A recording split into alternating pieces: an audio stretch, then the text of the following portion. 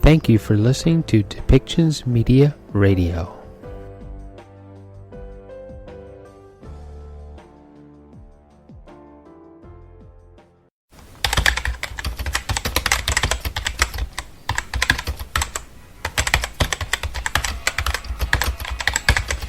Welcome to Policy and Rights, the show about human rights and government policy.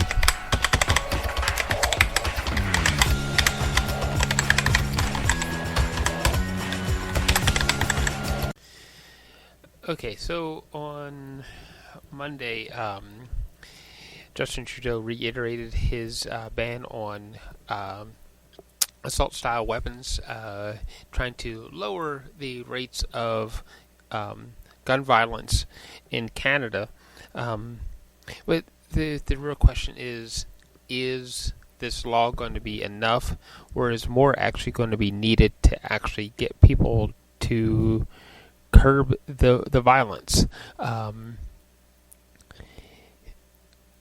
It's a tragedy for everyone. It is a tragedy for our whole entire society. Violence in any shape or form. So it is a step, but is it enough of a step? So we'll see. And along with this, there was a rebuttal. I don't actually have the rebuttal recording here on this particular episode from Andrew Scheer, saying that maybe Justin Trudeau is going too far because he wants to eliminate all assault weapons, and Andrew Scheer has a reverse argument that maybe we should be looking at allowing people who we know are going to be law-abiding to allow them to keep certain styles of weapons and guns. So he brings it from a different point of view, but why put there's two different points of view. Why put such a weapon that can kill as many people in the shortest time as possible into the hands of the average citizen when it was designed for the military? And law-abiding citizens aren't going to hurt anyone to begin with, so it doesn't matter if they have the weapon or not. So it's two different points of view, but we're going to play Justin Trudeau's statement on this, because I think his statement's a little more on the heartwarming side and supports the idea of let's eliminate the violence overall. So here we go. Unfortunately, we've seen a rise in anti-Asian sentiment lately, and this week, 2 more anti-Semitic incidents took place. It's important to celebrate who we are at all times and not give in to hatred or fear. When times are tough, Canadians come together. That is who we are. Every Canadian has their version of this story. Every one of us remembers the day when we realized that even in Canada, a man with a gun could irrevocably alter our lives for the worse. We remember how our sense of safety was shaken, how our worldview was changed. École Polytechnique, Mayerthorpe, Dawson College, Moncton, La Loche, La Grande Mosquée de Québec, the Danforth, Fredericton, and Cumberland, Colchester, and Hants counties, Nova Scotia. These tragedies reverberate still. They shape our identity. They stain our conscience. They make adults out of children. And the heartbreaking truth is they're happening more often than they once did. With each passing year, more families are ripped apart by tragedy. More parents are struggling to explain the inexplicable to their kids. And more teenagers are growing up in a world where gun violence is normalized. It needs to stop. Last week, 22 Canadians were killed in the deadliest rampage in our country's history. They were nurses and teachers, correctional officers and RCMP officers. They were someone's child, someone's best friend, someone's partner. Their families deserve more than thoughts and prayers. Canadians deserve more than thoughts and prayers. We are banning 1,500 models and variants of these firearms by way of regulations. These weapons were designed for one purpose and one purpose only: to kill the largest number of people in the shortest amount of time. Okay, next, Prime Minister announces a $252 million fund for agribusiness. It includes food processing plants so that they can actually have the appropriate personal protection equipment and other things, because there's been several plants, at least between BC and Alberta, where the COVID-19 has just popped up, and the only way to slow this down is, and to prevent it from getting in the food system, is to make sure that the employees processing the food have the appropriate gear to not spread the virus. So, and also, there's been other things like potato growers and things like that, because restaurants are closed. There's been fewer potatoes grown. So, the idea is to help these sectors make up for lost income and to keep them safe. So, let's play that one next. Before we get started, I want to note that today marks the 75th anniversary of the liberation of the Netherlands. On this day, we remember the Canadians and Newfoundlanders who liberated the Netherlands from the tyranny of the Nazis. We also pay tribute to the deep bonds that were forged between Canada and the Netherlands. We honor the incredible courage and sacrifice of our veterans, in whom we are forever in their debt. Time and time again, Canadians step up in periods of crisis to help each other and to help our friends. We saw it 75 years ago on the battlefields of the Second World War, and we're seeing it once again during this pandemic. Ces jours-ci, tous ceux qui œuvrent dans le secteur de l'alimentation travaillent plus fort que jamais pour remplir les étagères de nos épiceries. Ils continuent de faire de longues heures pour nous nourrir, mais la pandémie complique la tâche. Les travailleurs doivent prendre des mesures supplémentaires pour se protéger. Ils doivent changer leur façon de faire et respecter la distanciation physique. Et puisque les hôtels et les restaurants sont fermés, de nombreux producteurs se retrouvent avec des surplus importants de certains produits. Depuis le début, on a dit qu'on allait être là pour ceux qui ont besoin d'un coup de main. Donc aujourd'hui, on annonce un nouvel investissement de plus de 252 millions de dollars pour aider le secteur agroalimentaire à traverser cette crise. De cette somme, on va allouer plus de 77 millions de dollars aux transformateurs alimentaires pour protéger la sécurité de leurs travailleurs. C'est de l'argent qu'ils vont pouvoir utiliser pour acheter plus d'équipements de protection personnelle, adapter leurs protocoles sanitaires et appuyer d'autres mesures de distanciation sociale. Ça va aussi permettre aux transformateurs d'adapter leur usine de façon à ce qu'on puisse produire plus de produits au Canada. Today, we're announcing more than $77 million to support food processors during this crisis. This is money that they can use to purchase personal protective equipment for workers, adapt to health protocols, and support other social distancing measures. It will also help expand or adapt our processing capacity to increase the amount of Canadian products we make domestically.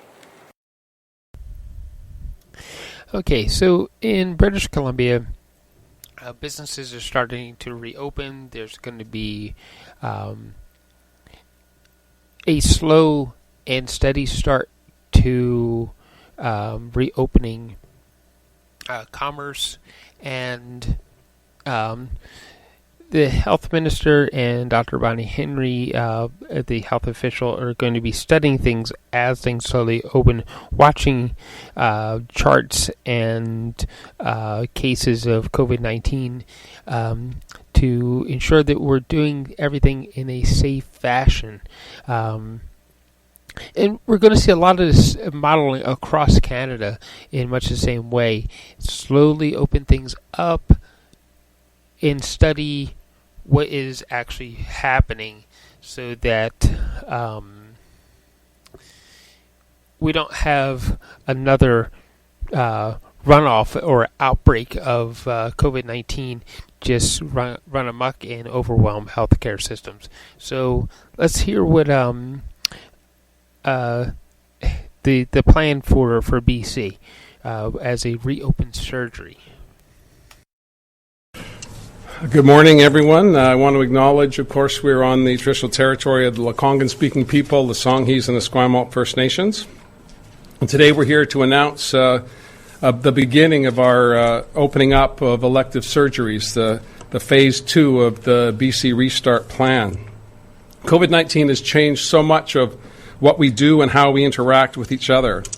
We've worked hard together to flatten the curve, and we've made great progress. Dr. Henry and Minister Dix have been advising us on that on a regular basis, but we can't lose sight of the importance of ensuring that if we're sick, we stay home. We want to make sure that the compromises that we've made to our interactions with other people are not lost. Those huge sacrifices, of course, have included, as of May 18th, 30,000 elective surgeries that have been canceled. That's 30,000 people who have been having to endure pain and other suffering as we've worked together to address COVID-19. But because of those sacrifices, we've been able to move forward. Yesterday's plan was a slow and safe restart, and it will include guidance from Dr. Henry and other public health officials as we bring in the important changes to how the province will operate within the economy and within our healthcare system. So as we resume elective surgeries, we're going to have to ensure that we have safety protocols in place for patients, safety protocols in place for surgical teams, and of course, as we start to discuss how we will bring these elective surgeries back online, it is an option for patients to wait until they're more comfortable to enter the healthcare system. But every precaution that can be taken has been taken. Right from the beginning of this pandemic, we've been focusing on ensuring that the public interest is front of mind and that the health of British Columbians is our preoccupation. As we enter this new normal, we're going to continue to be washing our hands, keeping a safe distance, and of course, staying at home if we're sick. Now is not the time to let down our guard. Now is not the time to forget the sacrifices that people have made. And instead, we should remind ourselves that 30,000 British Columbians have been suffering not just by not seeing their friends, not just by not going out to enjoy the splendor of British Columbia, but they've been living in pain. Today, we'll start the process of relieving that pain for people who have been suffering because of the lack of elective surgeries. Okay, next we have a town hall meeting.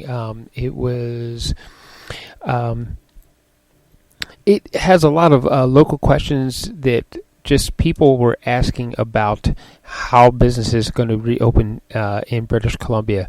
So let's listen to that, and we get an idea of what some of the real questions that people have about what is happening as commerce reopens in British Columbia, and how government officials actually are responding to what the questions are people have. Okay, so let's listen to that.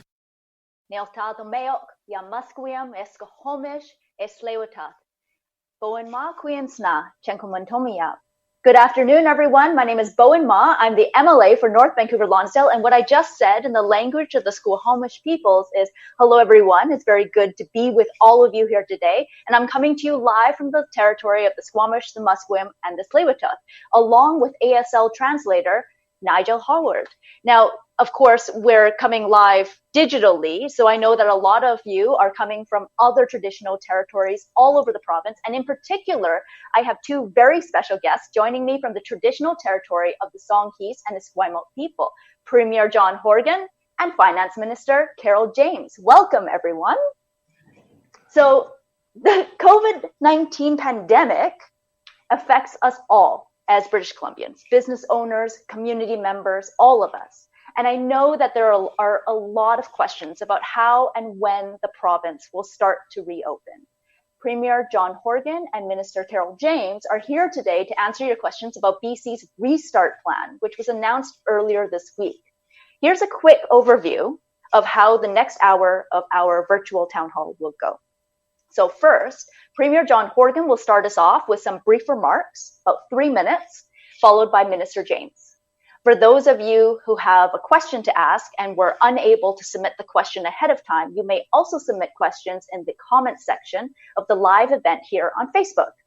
Now, over the last 24 hours, we've received about 900 questions, and we've got about 45 minutes for this town hall. So we'll do our best to cover as broad a range of questions as possible, but if you don't get your question answered, please do take your question to your local MLA or visit gov.bc.ca/COVID. That's gov.bc.ca/COVID. Now, we've organized the questions today by theme, the ones that have already been submitted, because I know some of you are also submitting questions live. But of the questions that we've already received, we've organized them by theme so that everyone's question is covered as much as possible. And again, for those of you who are bringing questions in live today, I'm going to try to get through as many of them as I can.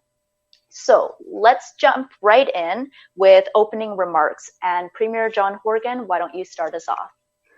Thanks very much, Bowen, and it's great to be here on Facebook Live with Carole James and you and Nigel to talk to people about this extraordinary period of time that we're living through. It was back on March 5th that Dr. Bonnie Henry, Minister Dix, and I had a press conference in Vancouver to tell British Columbians that we were instituting our pandemic response plan. I never thought I would ever say those words, pandemic response plan, but the government of British Columbia has an emergency plan for any eventuality, even COVID-19. At that time, we started putting in place measures to restrict personal behavior, and as the month went on, we started to say to some parts of the economy, we have to shut you down. Things like personal services, haircuts, salons, wherever there was close personal interaction, Dr. Henry directed that those businesses cease operation. Similarly, hospitality, pubs, restaurants, where there's again close interaction, they were ordered to close. And for the past 2 months, those employees, those workers, those businesses have been without any revenues at all to meet their needs within their own personal lives or the success or the viability of their business. Carole will talk about some of the programs that we put in place to complement the work of the federal government to help those people that were displaced.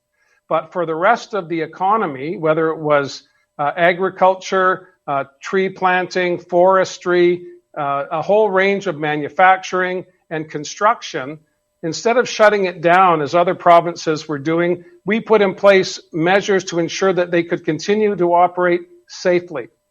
We did that by working with a thing called WorkSafe BC, which many of you may have never heard of. But WorkSafe BC has been in place for almost 100 years to make sure that workplaces are safe for individuals who work there as well as for customers. So WorkSafe BC and the Public Health Office, headed by Dr. Henry, put in place operating procedures for those businesses to keep operating. So the impact on our economy has not been as great as it has been on Alberta, Ontario, Quebec, who put in place what they call a full lockdown. And despite their full lockdown, the results of our efforts here in British Columbia, each and every one of you practicing safe physical distancing, washing your hands, not going to work when you're sick, has been able to flatten the curve of the growth of COVID-19 here in British Columbia. Sadly, 125 people have lost their lives. Loved ones left behind are still grieving at the loss of grandparents, parents, brothers, sisters. In other jurisdictions like New York, like Italy, and many parts of Europe, enormous amounts of carnage to healthcare, to families, to communities was what we wanted to try and avoid. And so far, so good. And because of that, we're taking the steps now to restart our economy. Slowly but steadily, bit by bit, bringing back services so people can continue to interact personally, they can interact socially, as well as have that economic activity that's so critically important to all of us. We'll be able to talk about all of those issues over the next hour, but I'm going to pass the torch over to Carol to talk about some of the initiatives that we put in place to protect workers, to protect businesses, and most importantly, to protect communities. Thank you so much, Premier. Minister James. Thanks so much, Bowen, and thank you, Premier, as well. And thank you to all of you who are watching and joining in today. I want to start, as we always do, to say thank you to all the frontline workers. You've done an exceptional job and continue to do an exceptional job, and we want to send our huge appreciation to all of you.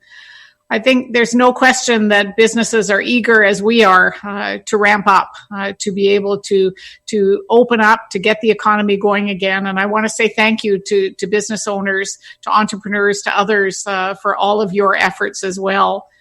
As British Columbians, as I said, we're all eager to get going when it comes to our economy. But we need to do it in a safe and measured approach. And I know we'll talk a little bit about that over the next hour that we have.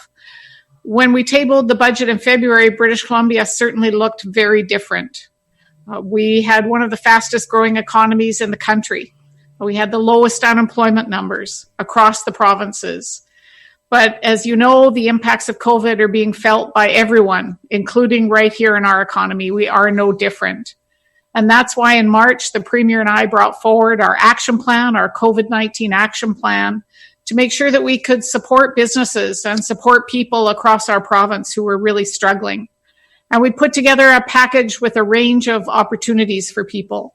A $1,000 tax-free emergency benefit for workers, a rent subsidy through BC Housing for up to $500 a month for renters with dependents. And those dollars are paid to the landlord to support the tenant and the landlord. An additional $300 a month for people on income assistance and disabilities. We also took steps to support BC businesses.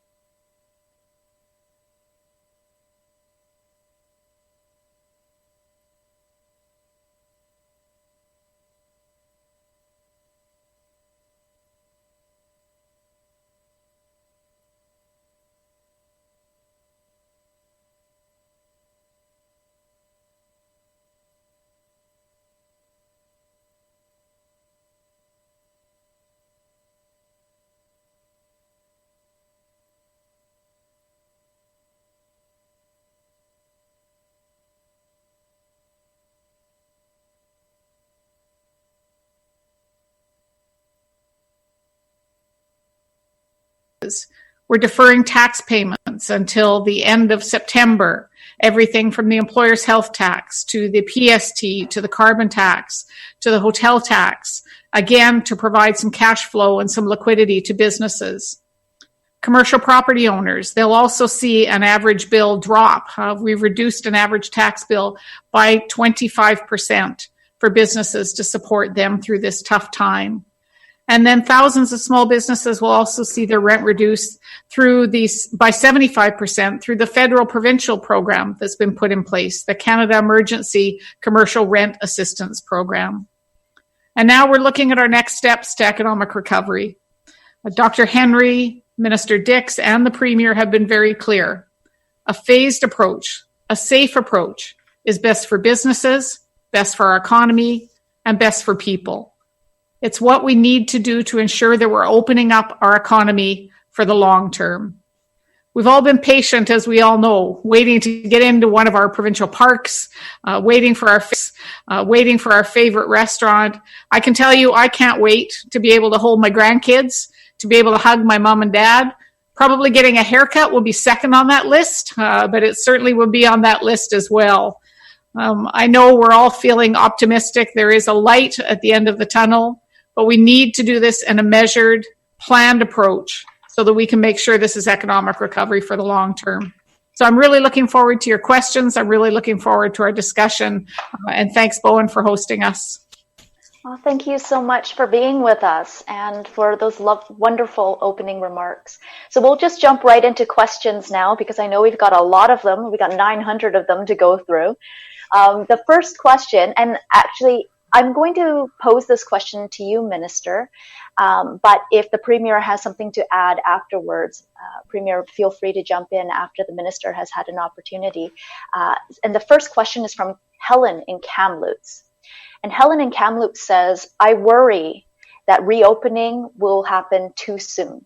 How do we balance the economic and social needs to reopen with the danger this could present to the vulnerable population? Thank you, Helen. I'll start with you. Thank you. And Helen, you're really echoing the words that we've been hearing from the public in British Columbia. Part of the reason we put together the plan in a measured, phased approach because of exactly the concerns that you raised. British Columbians have been exceptional in listening to Dr. Bonnie Henry and Minister Dix, in following the orders that have been put in place, and making sure that we're keeping ourselves and our friends and our family and our communities safe. And we're going to need that same kind of effort coming out of the pandemic as well. And that's why you've seen the approach, as I said, done in phases to make sure that we're doing this in a safe way. Businesses will have to have a plan to be able to show how they can social distance in their business, how they can keep people safe. That's going to be the best way to build confidence in our economy and the best way to build confidence in our communities. So that's exactly the kind of approach that we're taking. And I'm sure the Premier wants to add a word or two as well. Please do. Thanks, Carol. And thanks, Helen, for that question. There is a great deal of concern, and rightly so. COVID-19 is something that none of us could have imagined just 3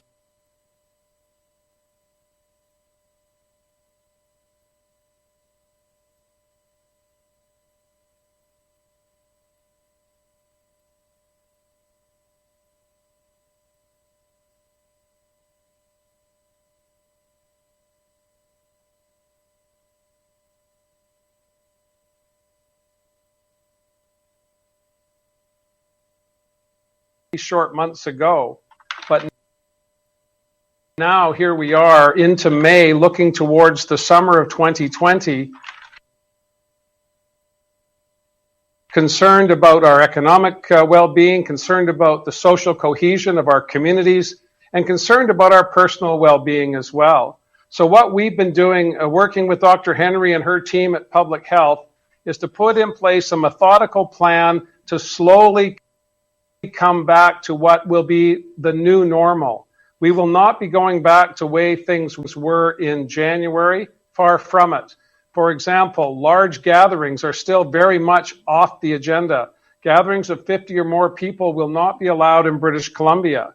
So let's work back from there. What does that mean for economic activity? What does that mean for our schools? What does that mean for our local sports and recreation programs? What does it mean for accessing the spectacular public amenities we have here in British Columbia? Slowly, we'll be starting to open those things up. In March, many of the retail businesses that have been closed for the past month and a half were not ordered to do so. They made a choice to close down for the well-being of their employees, and also because, by and large, people were not shopping. To rebuild confidence in the economy, we need to make sure that consumers, people, are comfortable when they go into a business that they're going to be safe and the workers there are being protected as well. And we've seen this in our grocery stores and in those retail outlets that have remained open. New techniques of delivering products to the public have been developed. Touchless technologies for payment, picking up groceries on the curb, one-lane traffic only down the aisles at the various grocery stores that we attend to. These changes in how we interact with each other are going to be here for the foreseeable future. And as we start to bring on more parts of the economy, like the barbers that Carol talked about, or other parts of the economy, we need to make sure that they have in place guidelines to operate under. And that's where WorkSafe BC comes in. We're creating sectoral tables for hospitality, for restaurants, for other parts of the economy, and working with WorkSafe and the Public Health Office, putting in place guidelines for operation so that customers can be confident when they go into a business that that business is operating safely. The reason we have to go at a slow pace is because the public wants us to do that. Helen, you're like everyone else. Let's get going, but not too quickly. Thank you so much for that. So our next question is from Holly in Victoria. And I'll read the question, and I think I'll pose this to you, Premier. The question is, I have a child who would love to go back to school. She greatly misses her teacher and friends. How can us parents ensure social distance when they're at school? Yeah, very, very good question, Holly. My daughter-in-law is a kindergarten teacher. I have a niece who's a teacher as well. And of course, I remember the first day we took our oldest son to school. My wife and I wanted to peek in the window and watch throughout the day to make sure he was safe. That's a natural response for parents to have. But as you know, our public school system is one among the best in Canada, and our teachers, our support staff, our superintendents, our principals work every day in normal circumstances to make sure our children are safe, they're well cared for, and they're learning every day about not just math and reading, writing, and arithmetic, but also how to interact with each other in a social way. We need to make sure our kids can get back to school. It's a joyous place for most children, and it's a joyous place for teachers as well. But as we start to come out of this pandemic situation, we're going to have a gradual return to regular classrooms. We won't see regular classes until September, but we want to see if we can get some kids into classrooms with teachers. We have about 5,000 kids in classrooms now. Those are the kids of frontline workers who need to have their children cared for during the day so that they can be in our hospitals and our residential care facilities, driving our ambulances, providing groceries for us to eat. So those workers have had their children in classrooms for the past month and a half. The virtual learning that's been going on has been quite successful. I've talked to many teachers who are very enthusiastic about that, but nothing replaces being in a classroom with your kids. And so we're going to be putting in place measures. Rob Fleming, the Minister of Education, and I will be making an announcement near the end of May about how we plan to go through the month of June. It will not be a full start. It will not be a halftime start, and it will not be mandatory. Parents need to be comfortable that their kids are going to be safe. We're going to do everything we can to provide that comfort. But at the end of the day, these are personal decisions. Our whole restart plan depends on building confidence. And if people don't feel they're going to be safe, they're not going to participate. The economy is people. People are the economy. That's our focus. Fantastic. Thank you, Premier. This next question is for Minister James, and it is from Christopher in Coquitlam. Coquitlam, Millardville. So the question is, in your opinion, what will the long-term effects on jobs and growth in BC be from COVID-19? Well, there's no question, and thank you, Christopher, for the question. I think we talk about what keeps us up at night. These are questions, I think, that keep all of us up at night. BC, I have to say, is in a very good position when it comes to economic recovery. That's been reinforced by others last week, by one of the international rating agencies as well, to say that we're very well positioned because of our strong foundation when it comes to the economy. But that doesn't mean that people aren't hurting. We saw the employment numbers come out today, and those numbers, although they're large, and people often look at the numbers, they represent families, individuals, business owners, entrepreneurs who are really struggling, who've lost their employment, who've lost their business, who are worried about whether they'll be able to restart. So there is no question that British Columbia, as a small open economy, is going to be impacted just like every part of the country, and every part of the globe is going to be impacted as well. But I also have great confidence in the people of British Columbia. I have great confidence in the workers and the entrepreneurs and the business owners who are really getting down to the work that the Premier was mentioning, the work around preparing the plans for each sector, making sure that their business can social distance, physical distance, that they're supporting their workers as well as the customers. So I do have confidence that we're going to see our economy rebuild. There are going to be some sectors, no question, that are going to be impacted tougher than others. Sectors that rely on international visitors, for example. That's going to be a longer time before we see that kind of travel coming back. So I think there's going to be work to do, and we will, and we have started that process around economic recovery. We're working with business leaders, First Nations, people from the not-for-profit sector, because they play a critical role in our communities as well, labor, to be able to look at the ideas and the approaches that are coming forward. Ministers are reaching out to their sectors as well to have those conversations. So all the best and the brightest ideas are going to be welcome as we build that economic plan. But, I'm a proud British Columbian. I'm pretty confident that we're going to see the economy rebuild and be stronger than ever. It's going to take time, and we're going to have to support each other because it's going to happen at different times for different sectors. So I think with that support, with that pulling together that we did coming into COVID-19, I'm feeling confident that we're going to come out the other side as well. Well, if you're confident, Minister, I'm confident. Thank you.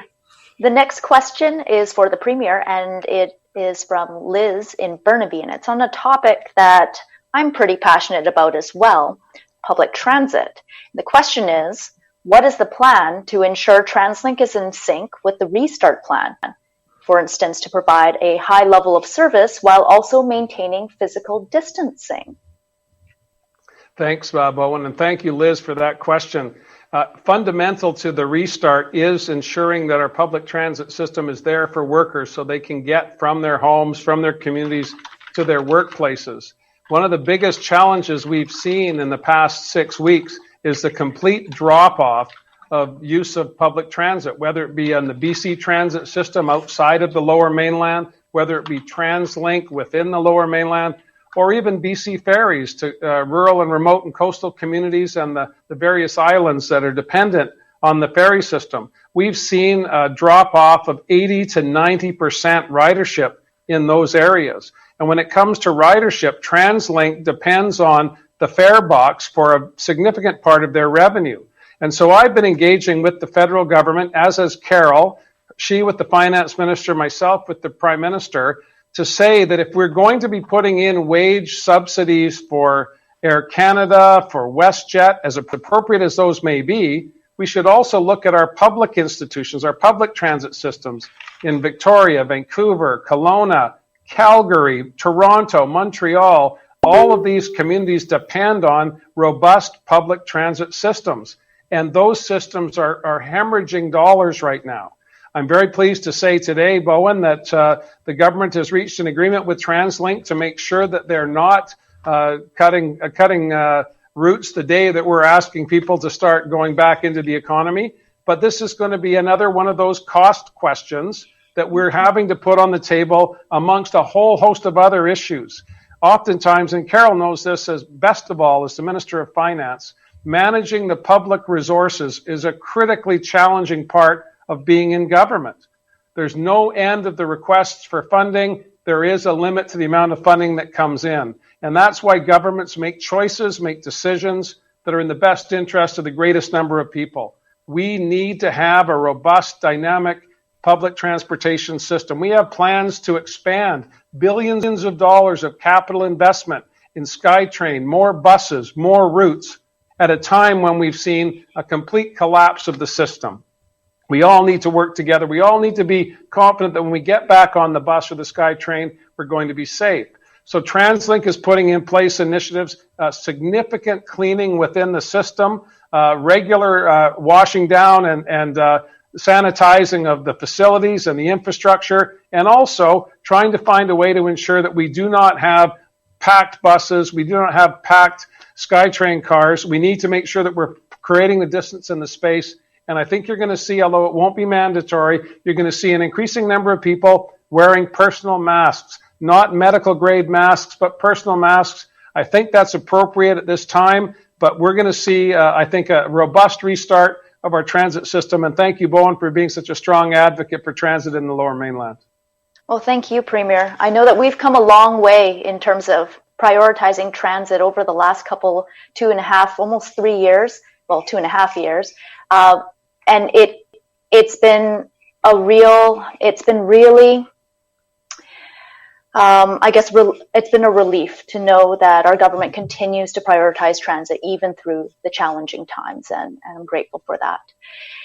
Now, this next question, actually, I'm going to go back to you, Premier, so you're not off the hook yet.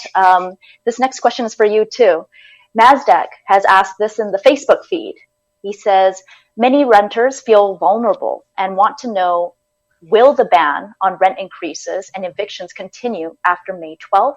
And how will you continue to help renters pay their rent? Well, certainly we instituted a ban on evictions and a freeze on rent increases for March, April, May, and into June. And so we're going to be reviewing that as we get closer to the end of the month. We are not out of the woods yet by a long shot. I understand the anxiety that renters are feeling. British Columbia is the only province that brought forward a program to get some dollars into the hands of renters so that they could relieve some of that burden on their monthly expenses. The cost of living in the Lower Mainland and in British Columbia is higher than other parts of the country, so that's been a big challenge. But we're working with BC Housing, we're working with Spencer Shander Herbert, our colleague from the West End, who did an outstanding review of the whole rental sector a year and a half ago, with all of the contacts he made with tenant organizations, Landlords BC. He has been the go-between between governments and those entities to make sure we're doing everything we can to protect people. The last thing we need right now is a dislocation in the housing market that will put people on the street, or more importantly, put people out into the marketplace looking for another place to rent. We need to make sure we're paying our bills. That's important. And government's here to help to the greatest extent possible so that we don't have that dislocation in the housing market. And Bowen, if I could just add, please. In fact, we've tried to build our plan to be able to fill gaps. It was one of the principles that we put together when we brought our COVID action plan forward, was to build on the federal initiatives. So people have the access to a number of federal initiatives. We've tried then to put in some provincial initiatives. Still more to come. There will be an increase in the climate action tax credit, for example, for families and individuals. People don't have to apply for that one. That one's done automatically based on your income. If you already get that tax credit, or based on your income, you will get the increase in the credit that comes in July. And so all of the programs that we put in place, whether it's the tax deferrals or, as the Premier was mentioning, as the questioner asked, the rent supplements, we'll be reviewing those programs and services. We'll be watching to see the economic growth that occurs, and certainly looking at what supports are needed in the short and long term. We've tried to build that flexibility into our plan as well. All right, great. Our next question is from Claire. And given that, well, I think I've lost track a little bit who I've thrown the last question to, I'm going to read it out. And I think that it's probably one that the Premier will want to answer. And the question is, and I'm sorry, I'm looking through all these Facebook questions and trying to find it again. Claire on Facebook asked, if you want people to stay home when sick, what are you going to do about guaranteed sick pay? Mm-hmm. Really good question. And I don't know, I'm sure that almost everyone who's watching this Facebook question and answer today at some point has got out of bed when they shouldn't have, put on their shoes, got on the bus, and gone to work. Thinking you're a hero, thinking I'm going to go in with my runny nose and I'm going to get the job done. We can no longer think that way. This is not just a BC problem. This is not a specific sector problem. It's a national problem. So one of the advantages of the COVID crisis is that I've been meeting weekly with premiers across the country on Zoom calls, on conference calls, and joined by the Prime Minister, talking about how we can have a national response to these national challenges. And on TransLink, again, I said we need to put wage subsidies in place for workers, that even though it is a public sector enterprise, we need to support it because it's fundamental to our private sector economy. Similarly, we can't put the burden on companies who are coming out from underneath 2 months of no revenue. We can't then say to them, we need to have a paid sick leave program coming from you. We need to find, I believe, a national response to this. Carol's been working with the federal finance minister. I've been working with the prime minister. The unemployment insurance fund, I believe, and Carol believes, is the best way forward. I've been banging hard on that with my colleagues to get them enthusiastic about this. But as Dr. Henry says, we can no longer go to work when we're sick, and we cannot be going to work because we have an economic imperative to do so. If people are masking their symptoms because they have to pay the bills, they're putting themselves at risk, they're putting their colleagues at risk, they're putting customers at risk. That's a national problem, and we need a national solution.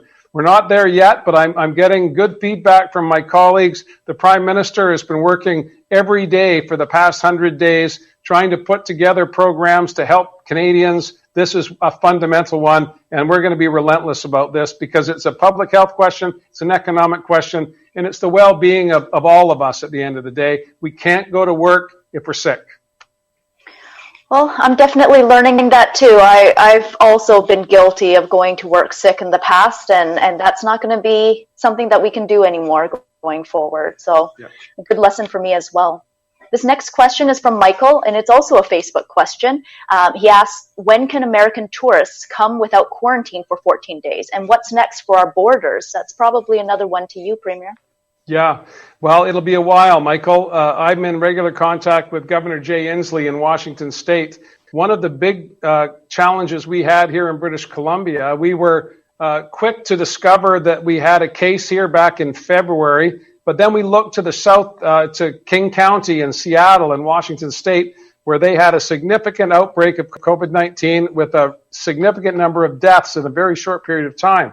That said to us, to Dr. Henry, to Minister Dix and I, that we needed to make sure that the border was secured. This is not something I would normally be doing. I believe our relationship north-south with Washington, Oregon, California is one of the strengths of our economy and one of the benefits of living here on the West Coast. Progressive people living beside the ocean with a view of helping each other to lift everyone up. That's what we see on the West Coast. I don't want to compromise that. But I also want to make sure that the gains that we've made here in British Columbia aren't relieved because we have a group of people coming from the south of the border to visit spectacular British Columbia. We will see the borders remain closed for the foreseeable future. International travel is not something that's going to be coming back anytime soon, not just because of our situation here in BC. This is an international, global pandemic. Everyone is experiencing what we're experiencing right now, and the desire to get onto a plane and jam yourself in with a whole pile of people to fly to British Columbia is a low priority for most people, and it's going to have a significant impact on our tourism economy for sure. It'll have an impact on our television and film sector because much of the talent, although we have an outstanding infrastructure here, the workforce in the film and television sector here is second to none. Hollywood loves coming here because of the skilled workers, but they normally bring Hollywood talent with them, and they're going to have to self-isolate for 14 days if they want to work in British Columbia. Anyone who's coming into BC, British Columbians coming from away, will have to self-isolate. Thank you. Now, the next question is for Minister James. It's a question from Vancouver, and the question reads, parents with young children are going to be struggling to re-enter the workforce. Can we count on you to expand $10 a day childcare sites across BC? Well, it's one of the exciting initiatives that as we were elected government that we brought in as one of our top priorities. It was the largest spend in our very first budget, $1 billion to put towards childcare. We've increased it since then. So we have a very strong commitment to look at childcare across our province and to build that universal childcare, to make sure that it's accessible to parents and children who need it. And I think it's important to note that childcare isn't simply good, which it is, good for children and good for parents. It's also good for the economy because, in fact, if we provide childcare, we are able to have women, as the caller points out, women return to the workforce. It's often women who are still responsible for the majority of childcare duties. And that's a very tough time to get back into the workforce. That's the most difficult time, coming off maternity leave and getting back in. So good quality childcare ensures that there's a good productivity for employees who then aren't worrying when they're at work with their job, they're not worrying about their child and whether they're being cared for well, provides good quality support for employers.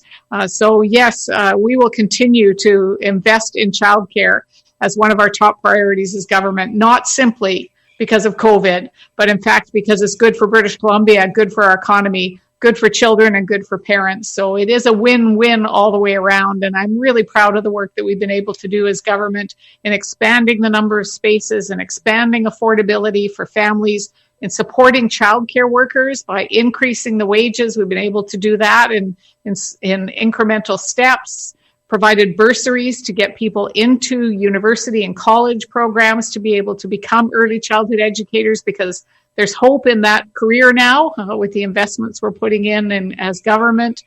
So it's an incredibly exciting time, and I'm looking forward to seeing that do nothing but continue to grow in our province. And if I could add, Bowen, I know when I first started working with Carol 2,000 years ago, she was a child care advocate. So to be the Minister of Finance in British Columbia, we campaigned in 2017 on childcare. We've been delivering on that childcare. And one of the silver linings of the COVID-19 crisis here in British Columbia is everyone now understands the importance of childcare, not as a social program, but an economic program, and one that gives strength to families going forward in very challenging times. So childcare is front and center, has been in our government from the beginning, but I'm grateful that those in the community that were reluctant to embrace the need to expand this program now see very clearly that it's fundamental to our communities and our families going forward. And I definitely know that I've been hearing from a lot of parents in North Vancouver, where my riding is, about how grateful they are for the changes that have been made. And I know that they'll be really happy to hear that those changes are only going to, we're only going to continue to expand on universal childcare. A big plus as well, Bowen, to a number of businesses who actually have seen that as a major investment as well. You have businesses across British Columbia who've actually invested in childcare because they know the benefit it provides to them as an employer when their employees have good quality childcare, can visit the kids while they're taking their lunch break. So kudos as well to the business community that have joined together with childcare to be able to provide that support. There's definitely been an explosion of childcare spaces around here for sure. Now, this next question is back to the Premier. It's from Meredith on Facebook, and she asks, when will pubs and restaurants have access to the guidelines that they need and are expected to put in place? Thank you for that, Meredith. And the good news is that the BC Restaurant Association wasn't waiting for government to wave a wand. They were working from the beginning of the restrictions being brought into play to see how they could plan a reopening. Obviously, a larger restaurant's got more flexibility in terms of physical distancing. They've got more flexibility in terms of menu items and how they would deliver product to or food to tables. Similarly, larger pubs and pub restaurants have more flexibility. Smaller operations will be more challenged for sure. But they've been working, the Restaurant Association, on a plan to restart for the past couple of weeks. So we've connected them up with WorkSafe BC and public health officials. And I think we're going to be seeing many restaurants very early on into phase 2 of the restart opening their doors and encouraging people to come in. And there are also those restaurants that have been focusing on takeout that can't keep pace with the demand at the door. So the business model for restaurants, the business model for pubs will be changing for sure. But those that have been focused on their customers and focused on wanting to encourage people to come back will be putting in place initiatives to make sure that can happen. Everybody wants to be able to go out for a meal and sit down and have a discussion with friends. Those days are not far off, but they're not here yet. I think after the May long weekend, we're going to see a few restarts. I've heard from others that they want to wait till earlier into June, but we are not prescribing to people how they run their businesses. I was a waiter. I've washed dishes in restaurants. I've never run one. That's up to the people who operate them to come up with a plan that makes sense to them, protects their workers, and makes customers want to.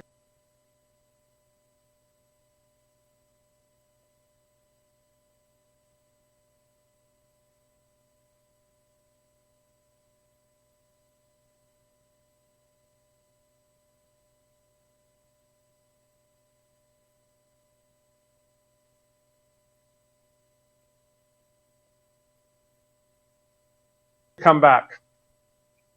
Thank you so much, Premier. Now, this next question you may have already covered quite a bit. I mean, a lot of what you say about restaurants and pubs will also apply to this next industry. But because we got so many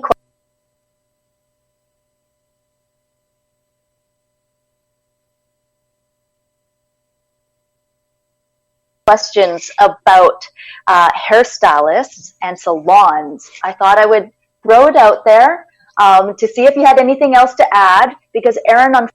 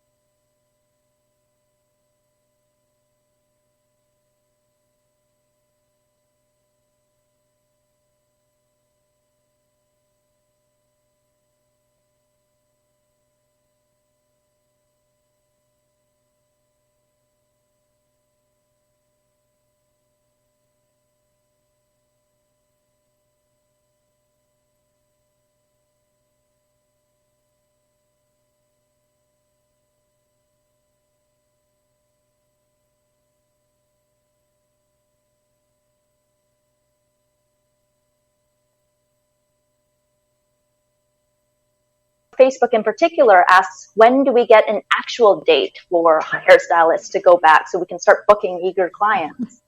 Well, with my hair situation, I'm grateful that I get to answer this question. And I got a text from the woman who cuts my hair, and she said I looked like I'd been seeing someone else, and I just said, no, it's just falling out, Deb, and I'm pushing it behind my ears. But there's a sector that, again, depending on the size of the salon or the shop, depending on how many chairs there are, whether there's an appointment process, that will take some time, but it's very much in the front of our agenda. Dr. Henry has been pretty clear that she wants to get a haircut too. And so we're putting sectoral tables in place, as we said at the front of the show today. And those sectoral tables will be giving general guidelines to beauticians, to those that work in the personal services sector, including barbers and hairstylists, on how best to proceed. I think you'll anticipate, again, there will be masks involved. There will be regular sanitation of workspaces and distancing within the shop or the salon to make sure that people feel comfortable. But those initiatives are well underway, and they will be sector-wide. If someone's watching right now and they cut hair or they work in the personal services sector, don't expect WorkSafe to call you up and tell you what to do. Be in touch, connect on the website, look at what your colleagues are doing or your competitors are doing in the marketplace, and make sure you're adapting those initiatives so that customers feel comfortable. But again, we're not prescribing. We're saying these are the general rules for the sector. How do you operate your shop depends on the size of it, the number of chairs you have, and so on. But all of that work's being done right now. WorkSafe BC is there to give the public confidence that there are guidelines in place, and we'll be monitoring that as the economy opens up over the summer. And I think this comes back again to Helen's question at the very start of our show, where she asked about how can we do this in a safe approach? How can we make sure as we open up the economy, it's done in a way that builds confidence, as the Premier has said? So I think that's really key. We all have a responsibility in this, this is the opportunity, as the Premier has said, for individual shop owners, individual businesses, whether it's retail or hairstylists or other businesses, to be able to look at those guidelines from their sector, put their own plan together around how they can meet those guidelines, how they can do that in their own business, and then be able to open up in a way that's safe for their employees, as we've said, safe again for their customers, and done in a way that will ensure long-term economic growth. This was never about flicking a switch. This is about a slow, gradual turning of the dial as we ramp back up to something remotely resembling what we used to do. Every sector is different. Every business is different. And that's the challenge we have as policymakers, and also the challenge we have in communicating that to the public. There is no black and white answer here. In some cases, there will be sector-wide truisms. If you're in the business of providing food to people, there needs to be serious sanitation work done, serious physical distancing thought put into how you configure your tables. More outdoor patios, for example, is another big one that we'll have to work with cities on, so that we don't have bureaucratic restrictions that frustrate the ability of a business to get one or two more tables out there to help them with their profit margins, to make sure they can keep people working. So we're all in this together, as we have been from the start, and it's going to take time and patience as we restart our economy. Well, thank you so much. And it's not just the economy that people are looking to get restarted. I know that there are also a lot of folks who are looking to get back outside to enjoy our wonderful provincial parks. And so Bob from Kamloops submitted earlier this advanced question. He says, getting outside into nature is so important for physical and mental health. When will you open BC parks, and will that come with a campfire ban? Well, a very good question, Bob. The first thing we did after the announcement of the restart was we said we were going to have elective surgeries again. 30,000 people were waiting to get a surgery for a knee or a hip or some other non-essential process. And the first thing we did was get that started again. The second thing we'll be doing is opening up our provincial parks for day use only, on the 14th of May. And as we go through the summer, we're going to see more opportunities to camp. But on the 14th of May, most of our parks in British Columbia will be open for day use. And as you quite rightly say, Bob, physical health, mental health are always improved when we get to spend some quality time in one of the spectacular provincial parks in British Columbia. But I want to reinforce, as Dr. Henry has, this is not the time to load up the Winnebago and throw the mountain bikes on top and travel across BC to somewhere else. Every corner of British Columbia is spectacular. There's beauty in every part of this province. Stay close to home. Take advantage of the neighborhood that you live in. Enjoy that. And as the summer unfolds, we'll be able to open up those restrictions and see more travel across BC. That's great news. Now, I also understand that not every provincial park will automatically be open on the 14th, but if you are looking to visit a provincial park near you, you can always check the BC Parks website to make sure that you have the current status of the park that you're headed over to, and that's bcparks.ca. So this next question is from Anne in Nanaimo, and she says, my granddaughter is 21 months old and is much too young to understand social distancing. I haven't seen her for 2 months. How can I safely visit with her? And I suppose I'll add also, what do I say to her? And I'm going to start with Minister James, because I understand you're also a grandmother yourself, and you might have some grandmotherly advice on this. Well, I think it goes without saying that all the grandparents have been aching to hold their grandkids during this time period. I, on a regular basis, have my grandkids over for a day visit or a sleepover on weekends, and it's been very tough. We've been planning what it'll be like when we get to that stage of being able to have them over and have a sleepover again. Kids are resilient. Your grandchild will be just fine through this process. us. And you will have an opportunity, as Dr. Henry has talked about, to expand your family bubble, to be able to add family members over the next number of weeks after the long weekend by the end of May, to do it in a safe way. Again, if there are members of your family who are have immune challenges, obviously you want to make sure that you're protecting them, because the people you visit with then expand the other person's bubble as well. So it's important to do that in a very, again, measured, careful way. But that time is coming. Certainly Dr. Henry has talked about that as you get to the end of May, that you have the opportunity to be able to have those visits. Start outside. Again, one of the best ways with adding family members is to have visits outside and have a physical distance walk, have a play in the park, have a chance to be able to connect with your grandchild, because those are critical. And I can tell you, I certainly understand the ache that has occurred in not being able to hold those grandkids. We've had our grandson come running for a hug, and that's been pretty tough, I think, all the way around. So thank you for the question, and thank you for echoing the question of grandparents all across our province. So that was actually our last question. So I thought maybe, Premier, if you had any other final words to say before we wrap up. Well, thank you, Bowen, for hosting us today. Thank you, Nigel, as always, for the great work that you do for all British Columbians. Carol, always good to see you, even if we're on different parts of a screen. And to all of you out there, thank you for your patience. Thank you for your commitment to each other. We have made tremendous strides here in British Columbia because of the sacrifices that people have made.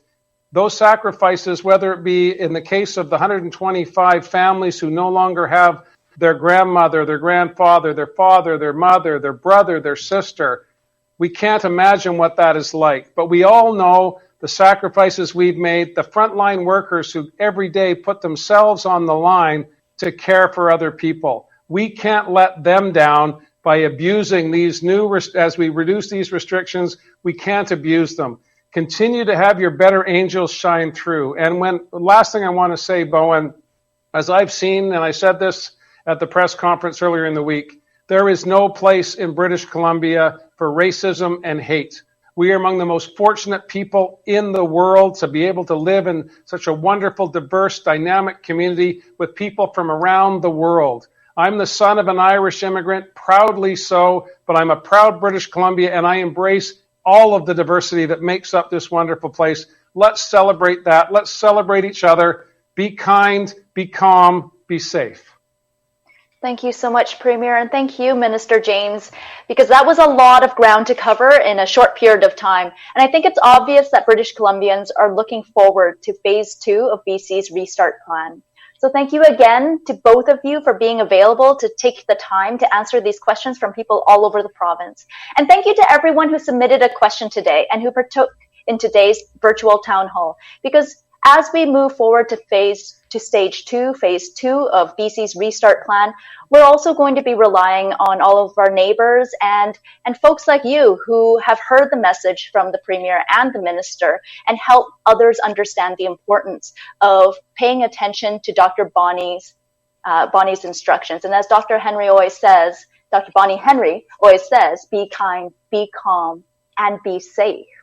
So if you have any further questions or comments about the government's response plan, please go to gov.bc.ca/COVID-19 survey or contact your local MLA. We're here to help too.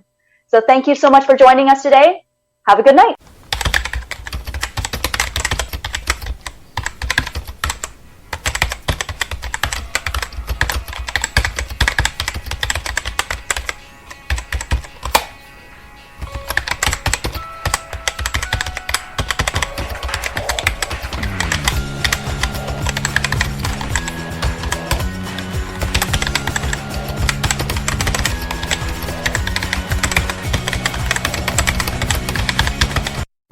This show has been produced by Depictions Media. Please contact us at depictions.media for more information.